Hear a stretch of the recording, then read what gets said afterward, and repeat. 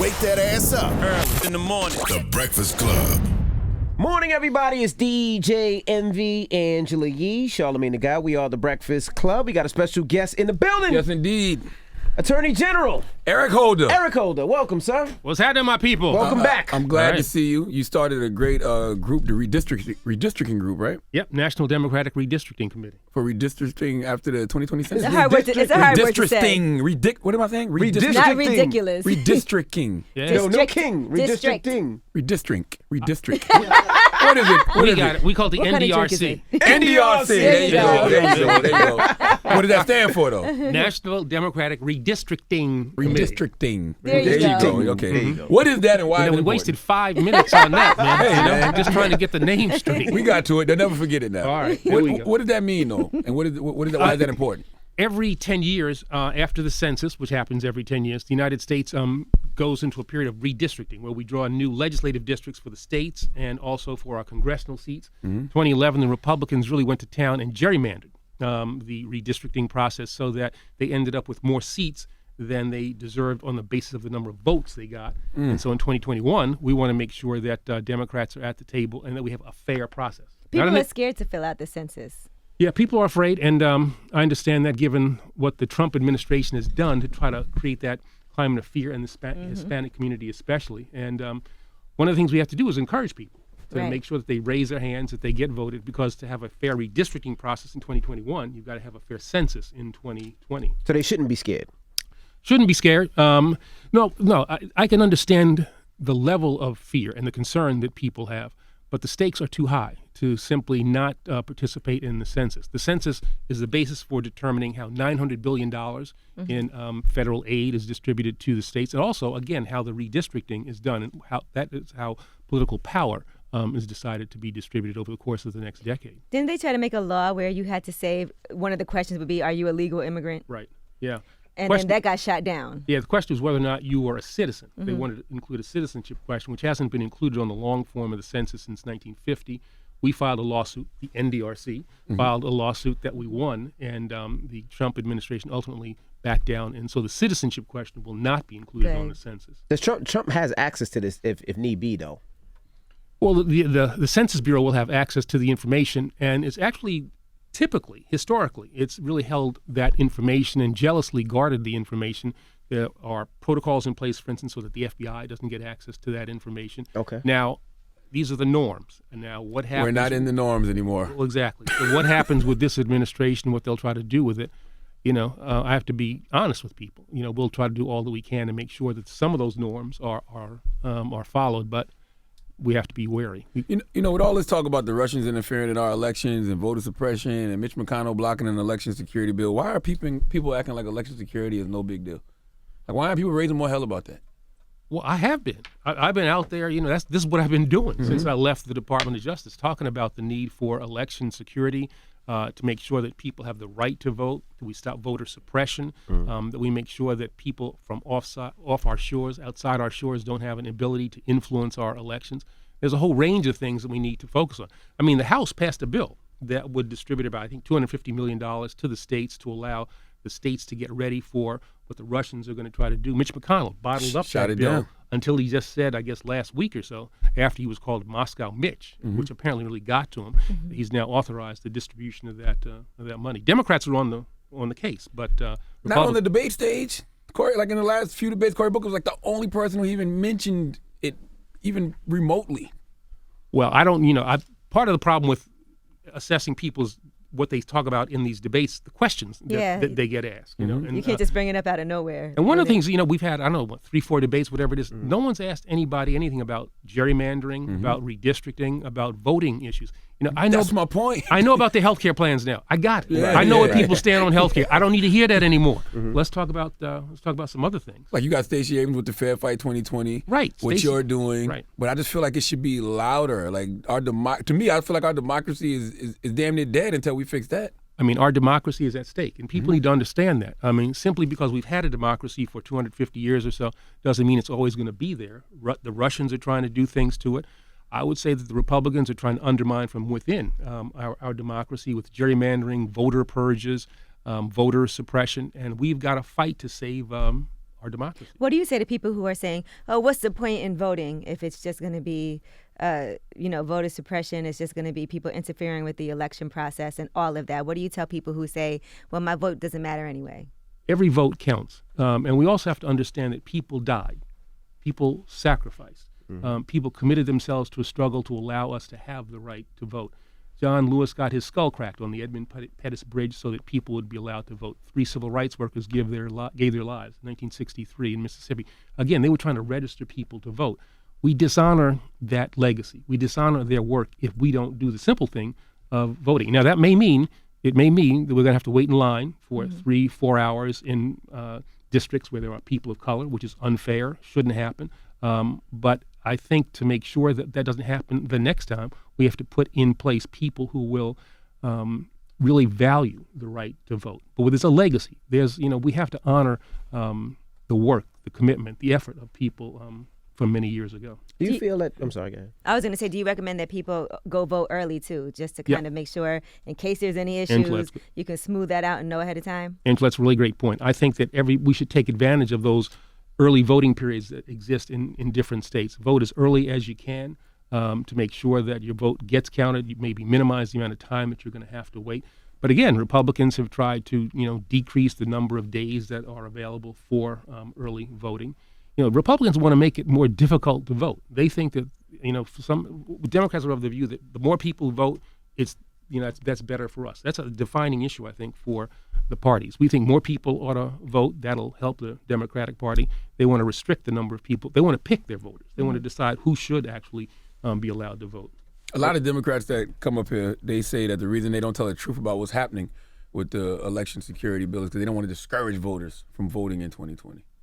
That Democrats don't want to discourage voters? Yes, they don't want to discourage voters from voting in 2020. Like if we tell people, hey, there is Russian interference, of course we know it's voter suppression. Mitch McConnell blocked the election security bill. If we tell people that, it'll discourage people from voting. I think truth is always a good thing. I agree. Let people understand what the deal is. Let people understand what they've got to overcome.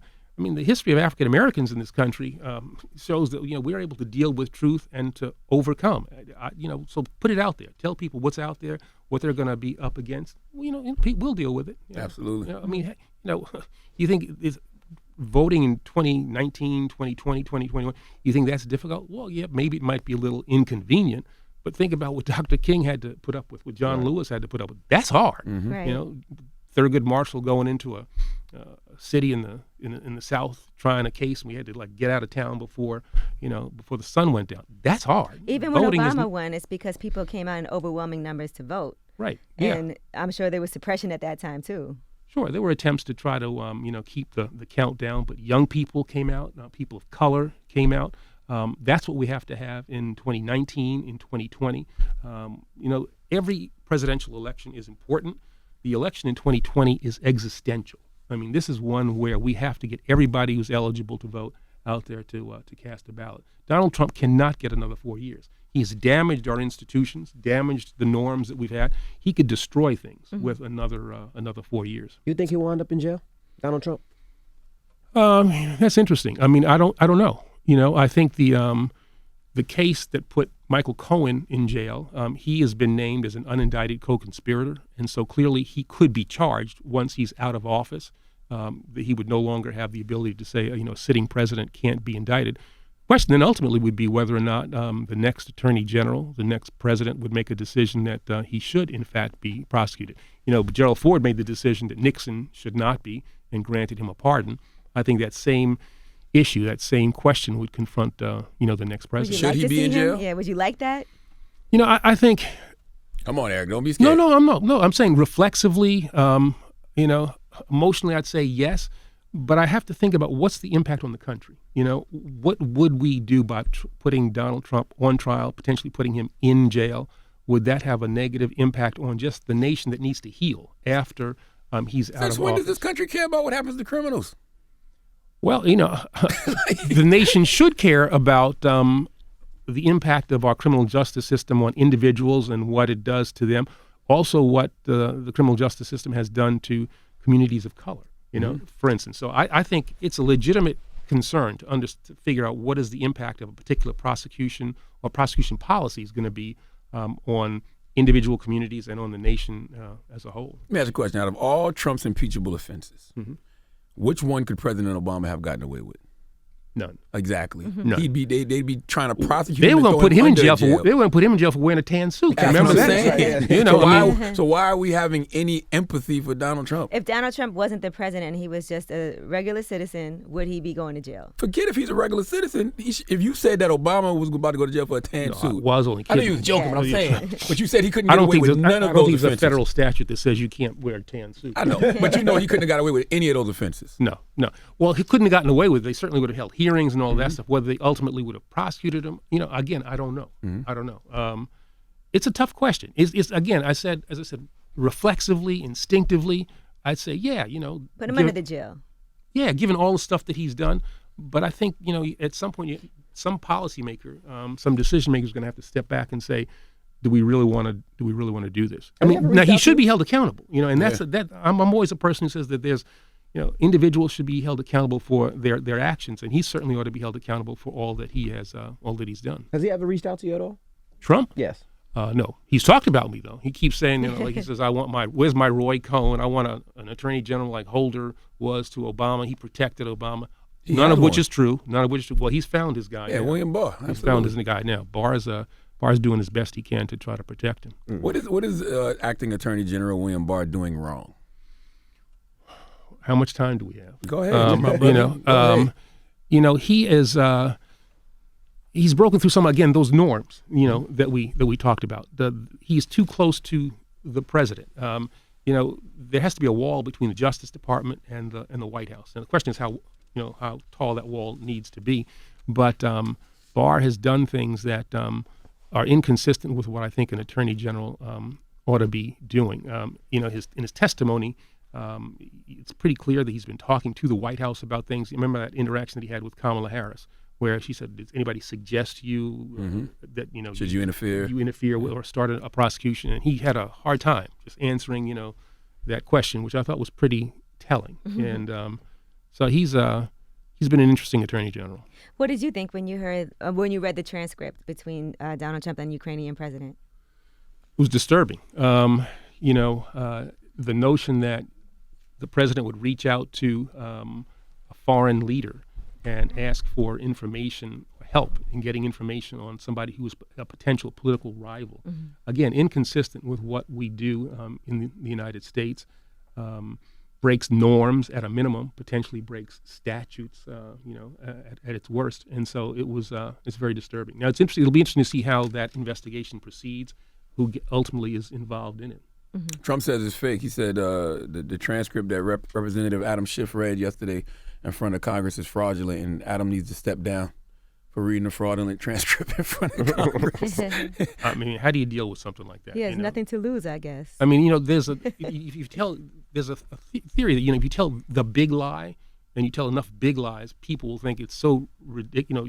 People think, well, nobody could say that big a lie, so it must be true. I mean, it's a weird kind of thing, but that's one of those Trump big lies. Well, I think Nancy Pelosi and the House Democrats had a lot to do with that because they weren't acting like anything he was doing was wrong. They was acting like it was normal, so the general public accepted it as normal. So I'm just glad that they're acting like something is wrong now. Yeah. Well, no, I think, I would say that the House was trying to hold him accountable. I would say that they maybe should have started a little earlier and been maybe a little more aggressive than they had been. But they're certainly reacting now. And but it's also in the face of from the Justice Department and from other parts of the executive branch, really unimaginable opposition. Again, not responding to subpoenas, not making people available to testify. Again, these are things that are inconsistent with the norms, the way in which the executive branch usually interacts with Congress. And so they've had to deal with that. They've been forced to go to court to do things that normally just people say, all right, I got subpoenaed, I'm going to come testify.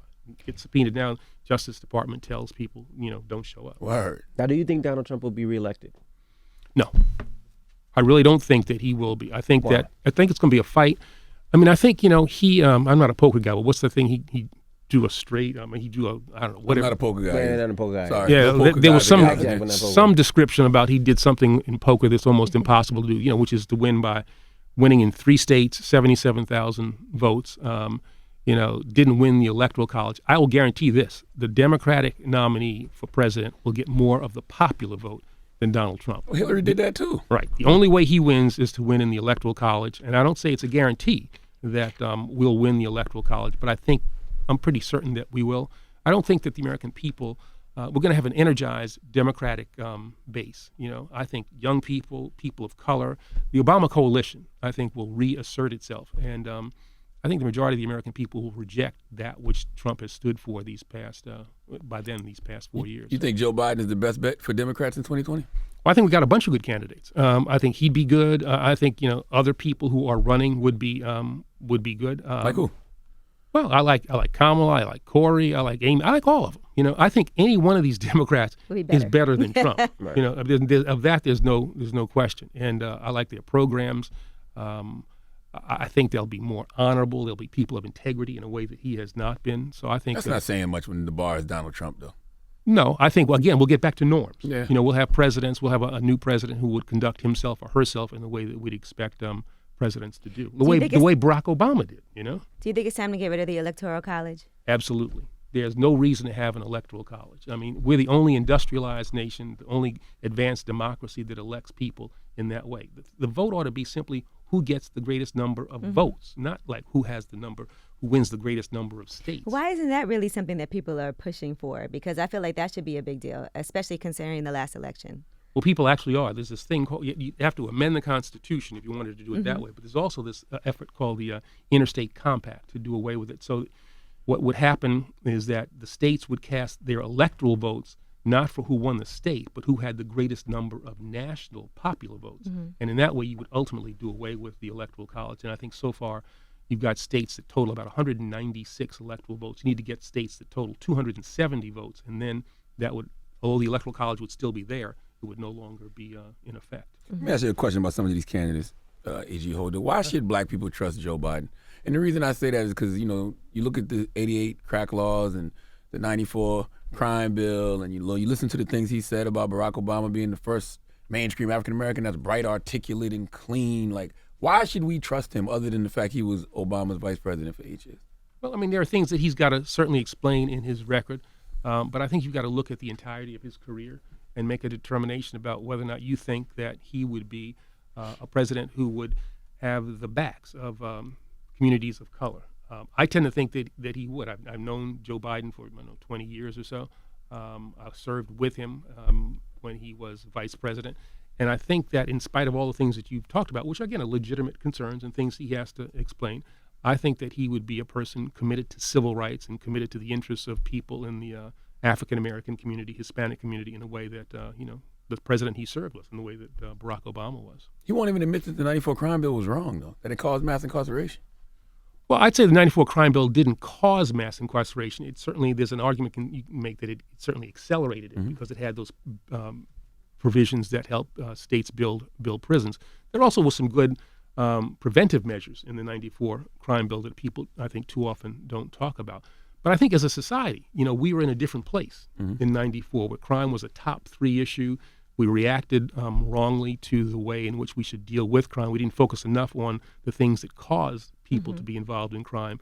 We didn't come up with enough measures to help people get rehabilitated once they were in the system, didn't make opportunities available to people once they were leaving the system. We've learned a lot from that. So I don't think that, he should certainly be questioned about it, but I don't think we should put on him, the Black Caucus stood for a lot of the things that are contained in the 94 crime bill. The nation was in a different place at that time, and we have to make up for what we did back then. I always think about the fact that we had a crack epidemic back in the 90s, and we used the criminal justice system as a way to deal with that. Now we're dealing with the opioid crisis, and everybody says it's a public health issue. Problem, and that's what we should have been doing back in the 90s.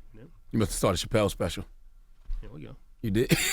I'm saying again, what? I think you must have started a Chappelle special, the Dave Chappelle special. Sticks and Stones. I didn't see that. Oh, yeah, Sticks and Stones. He had a whole joke about the opioid crisis, crack epidemic. Okay. Yeah. Do you think Senator Harris has been unfairly labeled a cop by her critics? Yes. She was the DA in San Francisco, the Attorney General of California. She was, I think, a progressive prosecutor, did a lot of good things. And there might have been policies that she put in place that she would think, now looking back, maybe she shouldn't have done. But I think Kamala needs to own that. Yeah. You know, this is who I was. I mean, you know, I was the U.S. attorney in Washington, D.C. at a time when the crack epidemic made Washington the city with the highest per capita murder rate in the country. And we put in place a lot of policies that people now would say, well, maybe you shouldn't have done that. And, you know, I think about, did I do everything in the right way? But here's the deal. You know, I was the prosecutor. This is what I did. I did it in, you know, with the best intentions. And I think that's what she should do. But I think a lot of the criticism of her with regard to her being a prosecutor is you know, I think unfair. What did you say about like black prosecutors and their ability to seek higher office? Should they just stand down because they know they're going to get that kind of criticism? No, I don't think so, because I think some of the best people we have, some of the, you know, most forward-thinking people, are these new wave of progressive prosecutors who have been elected in a whole variety of places. And you know, I wouldn't say prosecutors shouldn't be considered for higher office in the same way that I would say defense attorneys should not be considered for higher office. You know, I mean, just because you defend a person who's charged with murder doesn't necessarily mean that you condone murder, in the same way that prosecutors who are putting policies in place that might have had unintended consequences should not necessarily be disqualified from you know, seeking higher office. Do you think the First Step Act is a good thing?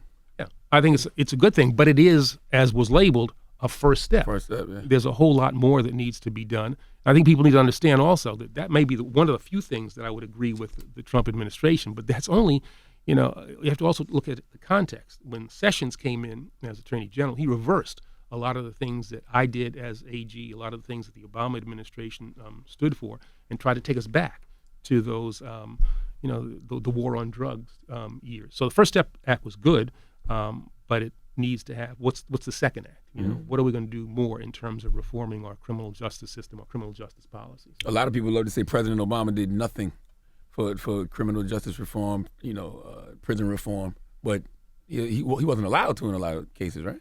Well, it was hard to get bills through Congress, but if you look at what I did at the Justice Department, I was a part of the Obama administration. We cut back on the use of mandatory minimum sentences. He pardoned, you know, a number of people, commuted sentences, 1,000 people, something like that.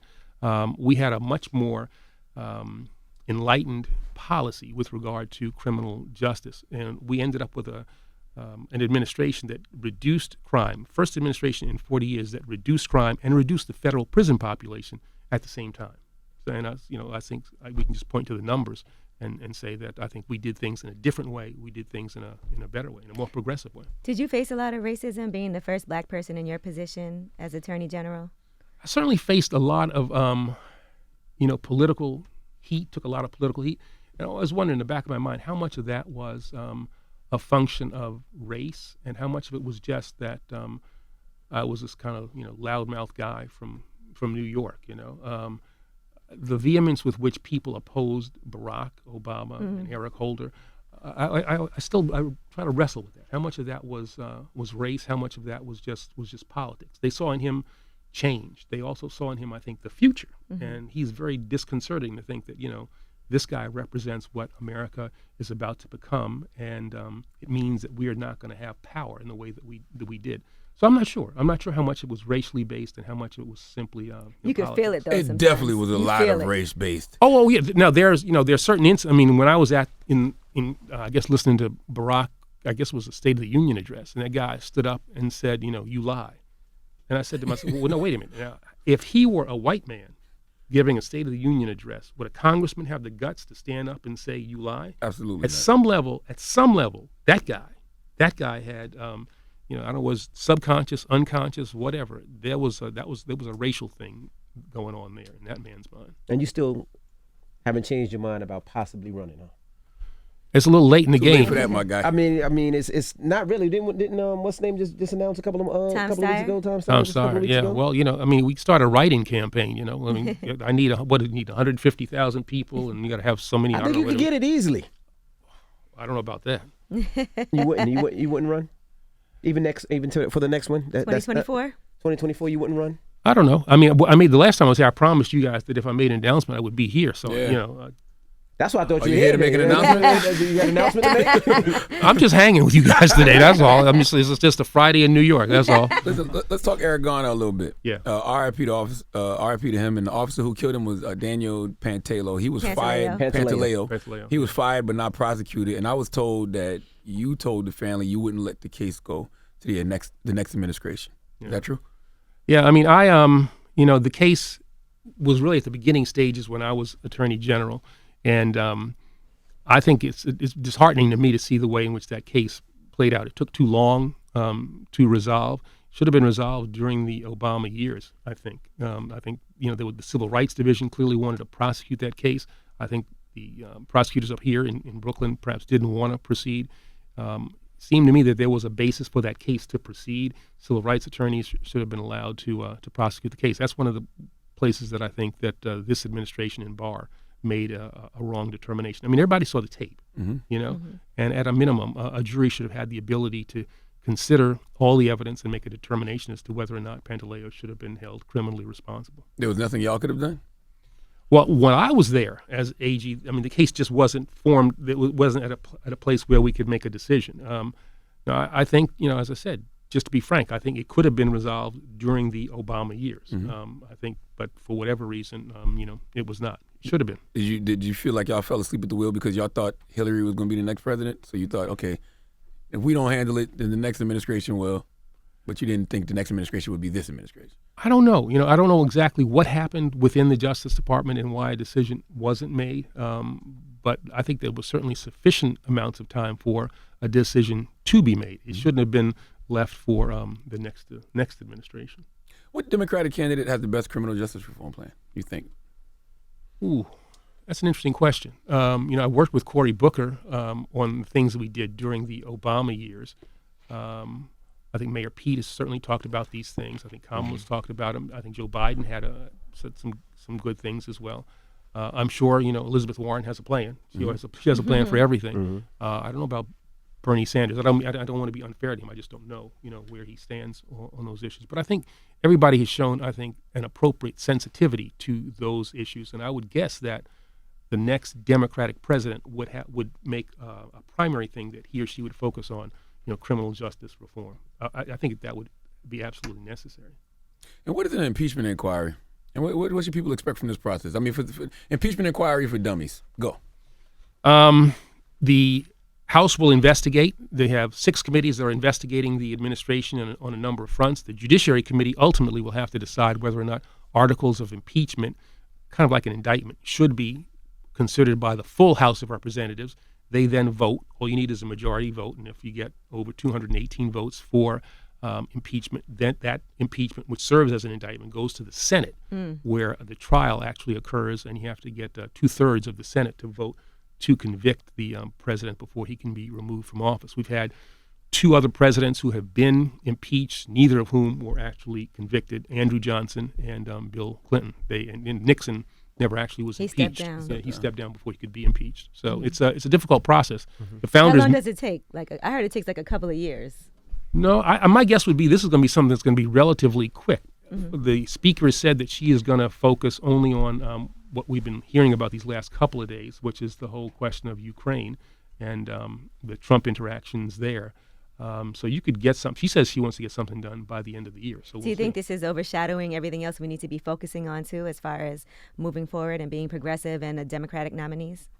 It's certainly going to take up a lot of space, a lot of time. People are going to be focused on that. But my hope would be that people in Washington too often don't understand you can walk and chew gum at the same time. All right, you can certainly be considering this impeachment stuff, but at the same time you can still be passing bills to deal with these problems that we continue to have. So I hope that that they'll keep that in mind. There'll be certain people who have to focus a lot of time on impeachment, but there's a whole bunch of other people who can be doing other things, dealing with criminal justice reform, dealing with climate issues, dealing with problems in the economy. These are all things that can still go on. Healthcare. There's still things that we can do at the same time. You think up until this point, the Nancy Pelosi and the House Dems have been being cowardly when it comes to Donald Trump? No, I don't think so. I think that one of the things I would have talked about if I'd run is that we got to be prepared to fight. This is not a time. If he's going to break norms, and he has, this is not a time to think that we can fight back in a normal way. We got to be prepared to be tough, to fight, to bring some New York to this campaign. And Well, part of New York. what part? Because he's from New York too, so he's ready to fight back. Yeah, What part of New York? I'm from East Elmhurst. Brooklyn, New York? Is it, Hey, Harlem, New York? what part of New York is not tough? I mean, think about it. Right, Bronx, New Brooklyn, York is Queens. Staten Island. I don't know about that, but all right. Hey, All right, Wu-Tang's from Staten Don't Island. get exactly. I sometimes think that's more New Jersey, but that's all right. That's fine. We'll let him hang. We'll let him hang. You and President Obama still speak, I'm sure. Sure. Yeah. He actually moved. He lives about like 4 or 5 blocks from me now. He lives in New York? No. I live in from D.C. you. In Okay, D.C. okay, Yeah. got you. What does he think of the current state of our nation? When y'all just at the crib, sitting around drinking a beer, Playing some basketball. watching TV, what does he think of the nation? I mean, I think he's concerned. I mean, you certainly, he is a guy who wanted to have, again, a norm so that he would not have to, he'd retire, he'd be an ex-president, he wouldn't criticize his successor in the way that George Bush didn't, criticize him. But he has used his voice, I think, strategically, appropriately, to raise concerns about things that Trump has done. He campaigned real hard with me in 2018 as we were in the process of trying to elect people at the state level and at the federal level. And so I think he's used his voice that way. I think he's obviously concerned about the direction of the country, concerned about the way in which Trump has tried to reverse, and the Republicans. And that's the other thing. It's not all Trump. It's what the Republicans have done, more generally. Tried to reverse what he got going with the Affordable Care Act, take away the protections that he put in place with regard to health care, tried to reverse our criminal justice stuff, tried to reverse things with regard to climate that he put in place. So I think he's very concerned about the fate of the nation. And I know you'll see him in 2019 and in 2020 campaigning for Democratic candidates. So you think he's going to endorse? I suspect he won't endorse anybody, like as I Until won't. you find out who the candidate is. Until he finds out who the candidate is. And then, we'll campaign like hell for that person. Do you see a lot of Republicans now coming forward in support of impeaching Trump?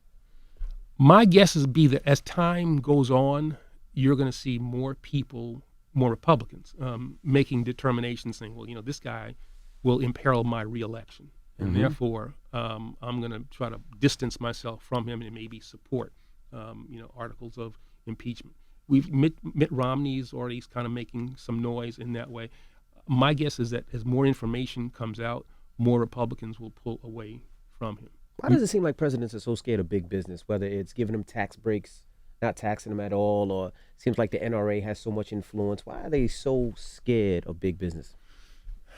Well, some are. I'd say some of the Trump. I don't think he's necessarily scared of big business. I think he identifies with big business. Right. He What's thinks that that support? supporting big business is actually going to help the country, help the special interest that he likes to think that he's a part of. I think Democrats have got to understand that you got to focus on Main Street. You got to focus on what's going on in the communities that have given Democrats support traditionally. Absolutely. What are the measures that we're going to put in place that's going to make the lives of regular people better? I mean, big business has got to certainly be a part of the equation. They help create jobs and all that stuff. That I understand that, but on a day-to-day basis, what are you doing to help the average person in Brooklyn, in Queens, in Watts? I mean, what are you doing for them? And I think that's a measure of a candidate, a measure of a party.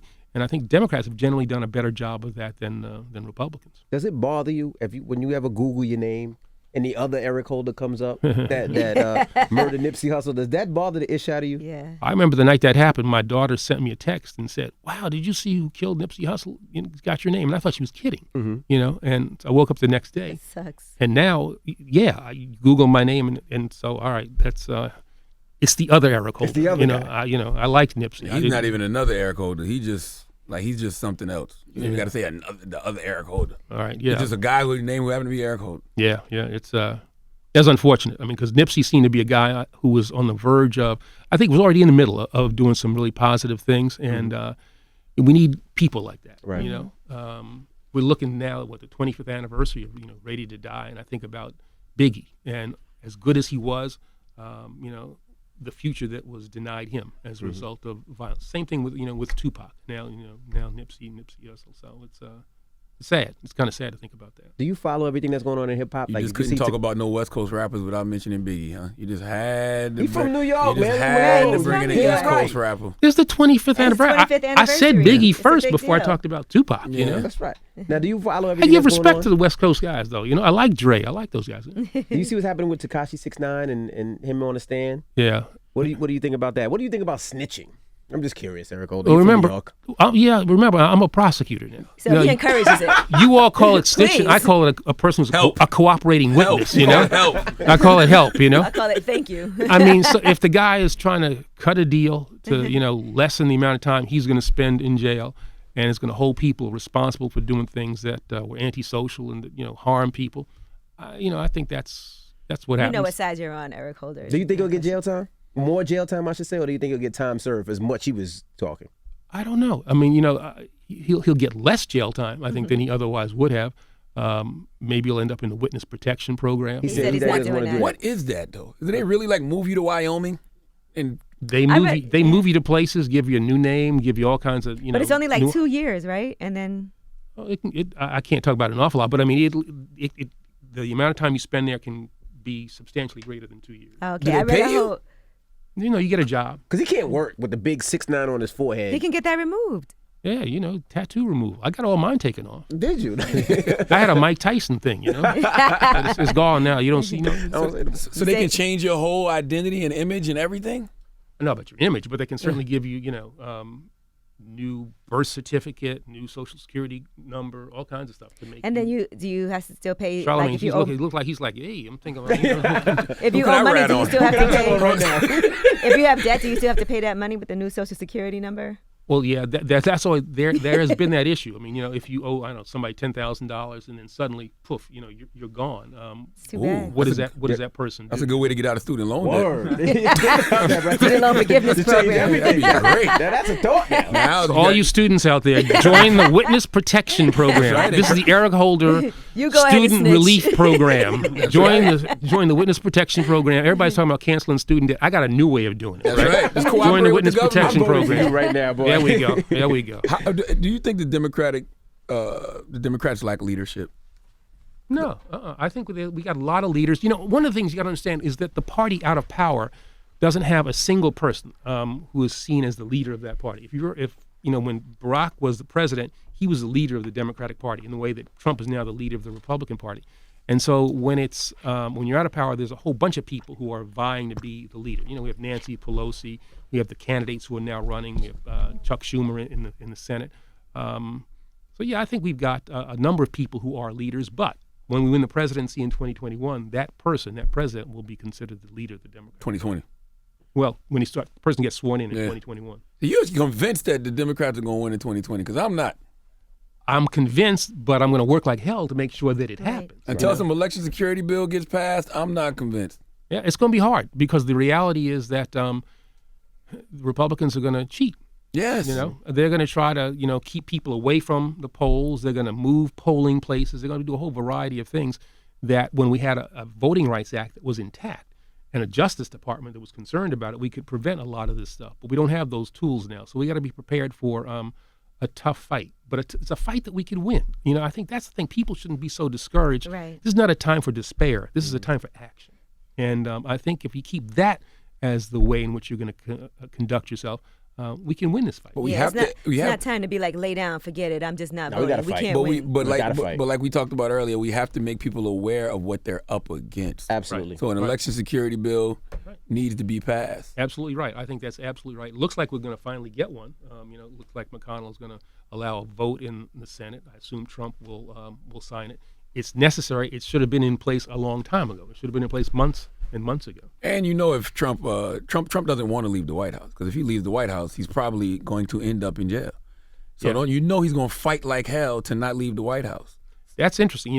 Bill Maher, I think, once said that Trump is not going to leave, and I don't think he's leaving either. I thought to myself, that's ridiculous. But as I've thought about it, I'm thinking, this guy with all the norms that he breaks through, I think he loses, and then it'll be interesting between, say, November and January when he would have to, start packing and all that stuff. I wonder, for instance, will he pardon himself? Will he try to do that? use his power. No one's ever done that. I don't think you can do that, but no one's ever even thought about doing something like that. And so will he pardon, all the people in his administration? Will he pardon himself? That's something that I wouldn't take off the table. Could William Barr challenge it? Like, say if it's a close election, right? Could William Barr challenge it, and then it goes to the courts, which Trump has a lot of his people in there, and they could say, hey, you know what? Some foul business happened. Trump got to stay in the White House. Could something like that happen? I mean, you have to look at it state by state. Nixon, it was interesting. In the 1960 election, Nixon actually thought that there was a basis to contest the election because of votes that came in, I guess, in Texas and in Illinois, but ultimately decided, after talking to Eisenhower, that he wouldn't contest the election. Now, it's possible that Trump, if the election's close, he could look to certain states where it was close, and it might change the math in the Electoral College, might try to do something like that. So, I wouldn't take anything away from what they might do, which means we got to make sure that these margins are as big as we possibly can make them. Every Democrat keeps saying that. We got to win in a landslide. That's not a good strategy to me. That's how Obama won. Well, I think that should be our goal. We can't lose, Wisconsin by, 40, 50,000 votes, Michigan by 10,000 votes, whatever it was. We need to make sure that black folks in Milwaukee are out there voting. Young people around the University of Wisconsin are voting.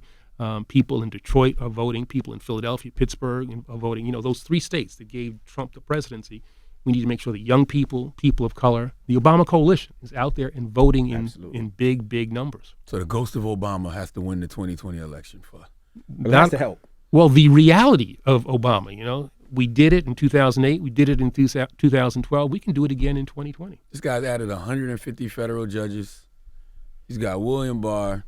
He's got the whole Senate. I don't see him leaving, man. Not without a fight. Like we talk about, we haven't seen nothing normal thus far. Why do we think that in 2020 it's just going to be normal? Beat him at the polls and poof, he'll be gone. Well, I mean, he might not want to leave, but he's going to need support from people to remain in office if he lost the election. And I actually think he will leave. But the question will be who would support him. And I don't think you're going to find people, in his cabinet, people in the military. I don't think. I think ultimately he'll have to go. My final question: how does this Donald Trump saga end? When you and Barack sitting around, drinking a beer, placing bets, how do you think this ends? I think it ends with his defeat in 2020 or his impeachment and conviction. I don't take off the table the possibility of a conviction. I certainly think he's going to be impeached. I think that's certainly going to happen. Now the question will be, does he get convicted? And I think over time, as we were talking about before, and as more Republicans see more of this evidence and see how the public starts to react to this, and if his poll numbers go even lower than they are, and if their poll numbers start to decrease because they're associated with him, I think you start to see people peel off from him. So I think the possibility exists that he could be convicted. I'm almost certain, not overconfident, but I'm almost certain that if he doesn't get impeached, that he will be defeated at the polls in 2020, and I think history will be very unkind to this legacy presidency. Is over. Yeah, Disgrace. It will be seen as a corrupt administration that really strained the alliances that we've had with our closest neighbors, with allies we've had since World War II. He's favored the special interests over the people. He's put our climate at risk. He's divided the nation. He's played race for political gain. History is not going to be kind to Donald Trump. It's going to make for a great movie. Tell President Obama to buy the rights to it with his Netflix deal. There we go. Oh, my goodness. Well, Eric Holder, we appreciate you for joining us. Well, it's good to be here with y'all. Thank you so much. It's Eric Holder. Get out and vote. That's right. Get out and vote. It's the Breakfast Club. Good morning.